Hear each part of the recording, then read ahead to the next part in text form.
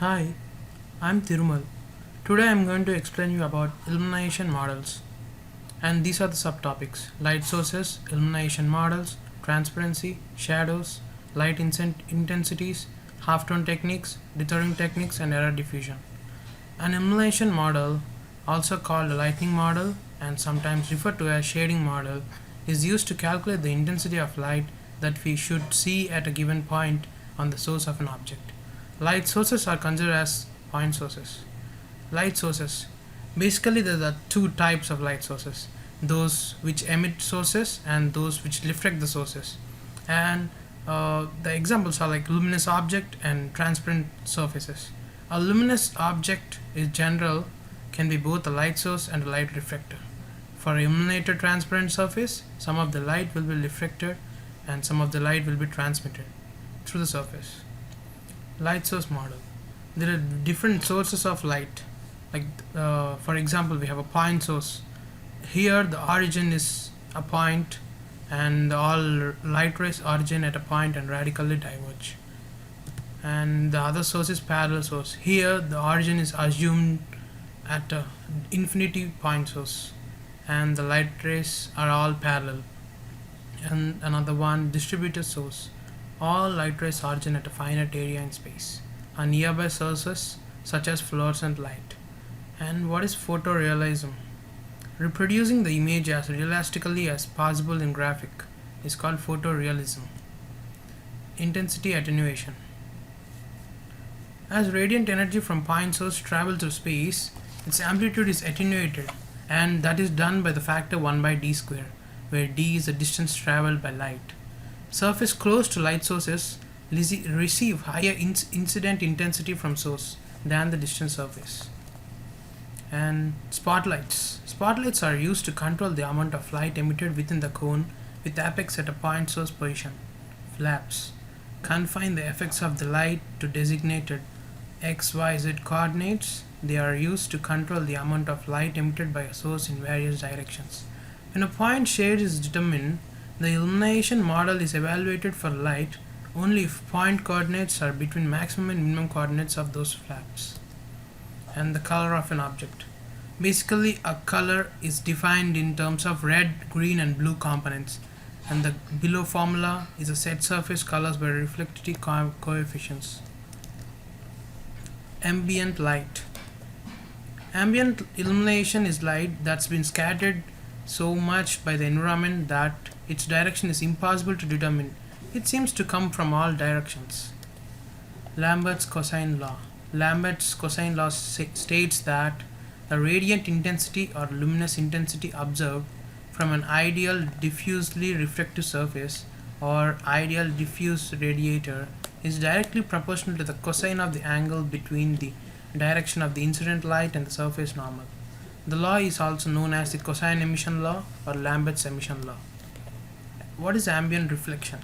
The amount of ambient light incident on each object is a constant for all surfaces and over all directions. The reflected intensity lamp of any point on the surface is lamp is equals to Ka into La, where La is the ambient light intensity and Ka is the surface ambient reflectivity. What is diffuse reflection? Surfaces that are rough or grainy tend to scatter the reflected light in all directions. This scattered light is called diffuse reflection. Diffuse reflections are constant over each surface in a scene. The fractional amount of the incident light that is diffusely reflected can be set for each surface with parameter Kd, diffuse reflection coefficient. Parameter Kd is assigned a constant value in the interval 0 to 1, where if the Kd is near 1, it is highly reflective surface, and where the Kd is near 0, it is almost an incident surface.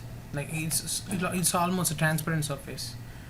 If a surface is exposed only to ambient light, we can express the intensity of diffuse reflection at any point on the surface as I difference is equals to Kd into La.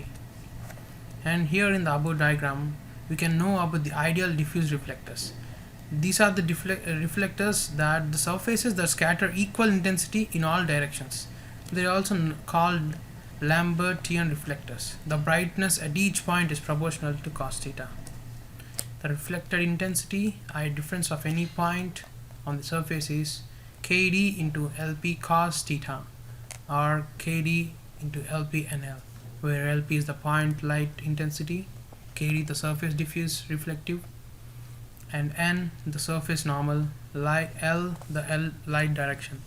And the example we can see as sun, lamps, and computer screens, which produce the same intensity everywhere.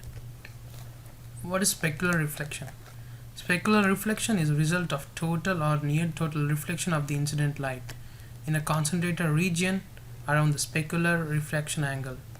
The specular reflection angle is equal to angle of incidence. For ideal specular surface, the light is reflected only in one direction. Here we can see in the above diagram ideal specular surface and non-ideal specular surface. Reflected specular intensity falls off as some power of cos theta. Is specific is equal to ks into lp cos n theta, which is also equal to ks lp rv n, where ks is the surface specular reflectivity and n specular reflection parameter determining the deviation from ideal specular surface. And the above we can see from a shiny surface which have large n, the deflection is low, whereas with the dull surface with the small n, the deflection is high. Example.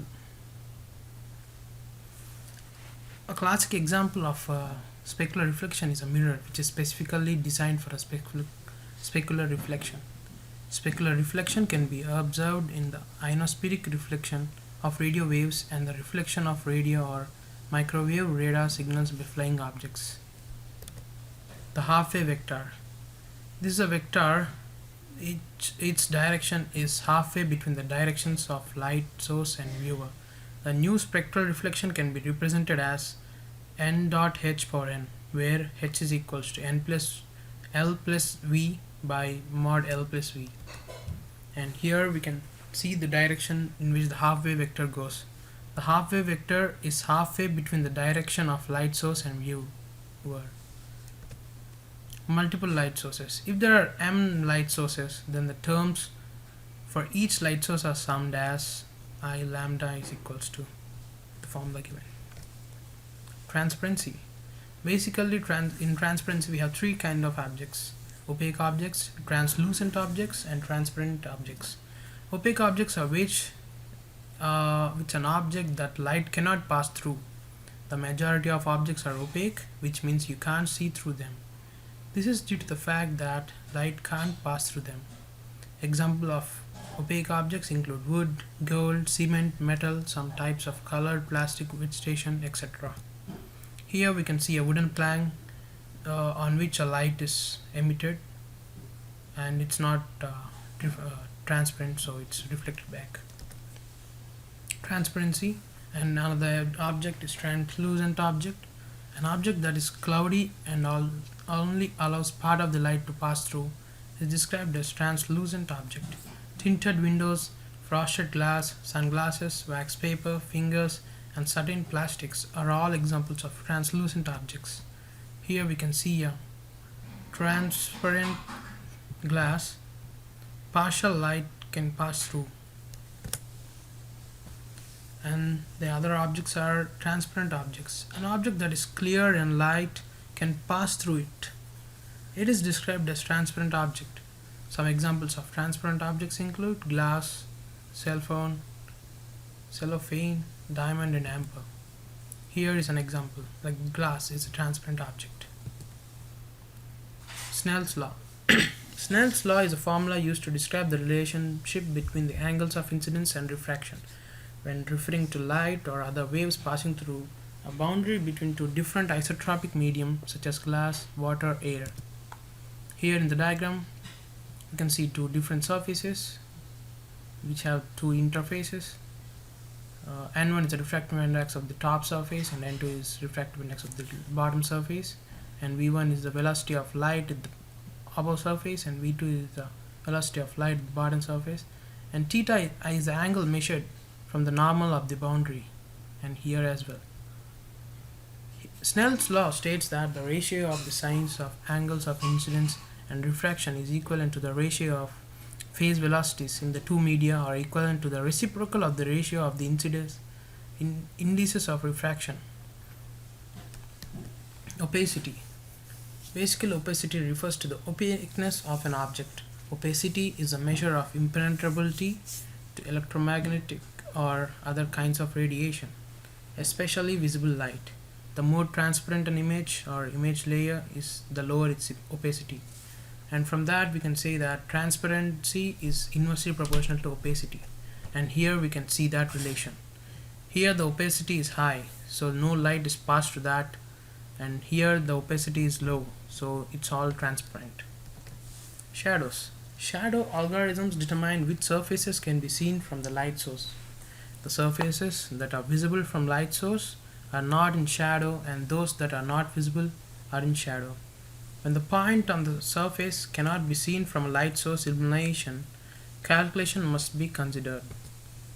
The addition of shadows to the illumination equation gives the below relation.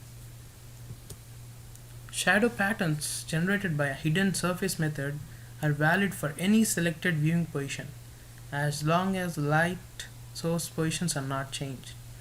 Surfaces that are visible from the view position are shaded according to the lighting model, which can be combined with texture patterns. Light intensities. We perceive relative light intensities on a logarithmic scale. This means that if the ratio of two intensities is the same as the ratio of two other intensities, we perceive the difference between each pair of intensities to be the same. And the below relation, we can find that I1 by I0 is equals to I2 by I1 is equals to so on equal to R. Here we denote the lowest level that can be displayed on the monitor as I0 and the highest as I. Any intermediate intensity can be expressed in terms of I, as Ik is equals to R per K into I0, and R is equals to I by I0 power 1 by K. And here we can see the relation between the intensity and normalized electron gun voltage. Gamma correction. To correct for monitor nonlinearities, graphic systems use a video lookup table that adjusts the linear pixel values. The monitor response curve is described by the exponential function I is equals to A into V per gamma. Parameter 1 is the displayed intensity and parameter 5 is the input voltage. This calculation is referred to as gamma correction of intensity. Monitor gamma values are typically between 2.0 and 3.0. Here we can see the graph between normalized electron gun voltage and pixel intensity value. Halftone techniques. Halftone or halftone image is an image comprised of discrete dots rather than continuous tones. When viewed from a distance, the dots blur together, creating the illusion of continuous lines and shapes. By halftoning an image, it can be printed using less ink. Therefore, many newspapers and magazines use halftoning to print images more efficiently. And here we can see the difference, the original image and halftoned image. And when you zoom that, you'll find the dots. As mentioned before, it's an image with discrete dots.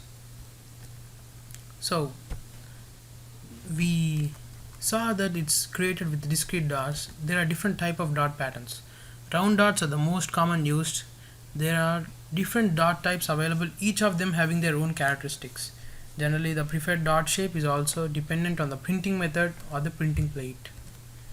Here we have three types of dots. Round dots, most common, suitable for light images, especially for skin tones. Elliptical dots, appropriate for images with many objects. And square dots, best for detailed images, not recommended for skin tones. And here we can see the differences between the three dots: elliptical, round, and squared. Dithering techniques.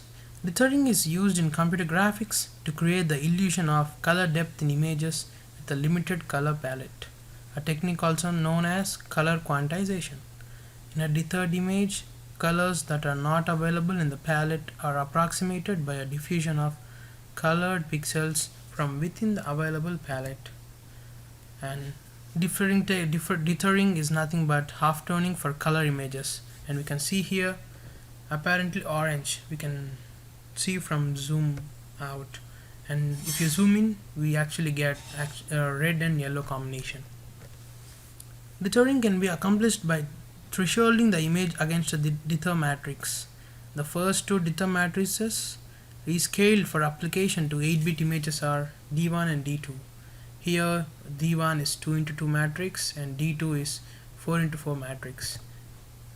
And the elements of a dither matrix are thresholds. The matrix is laid like a tile over the entire image, and each pixel value is compared with the corresponding threshold from the matrix. The pixel becomes white if its value exceeds the threshold or black otherwise. This approach produces an output image with the same dimensions as the input image, but with less detail visible. And this is the algorithm to halftone an image using a dither matrix.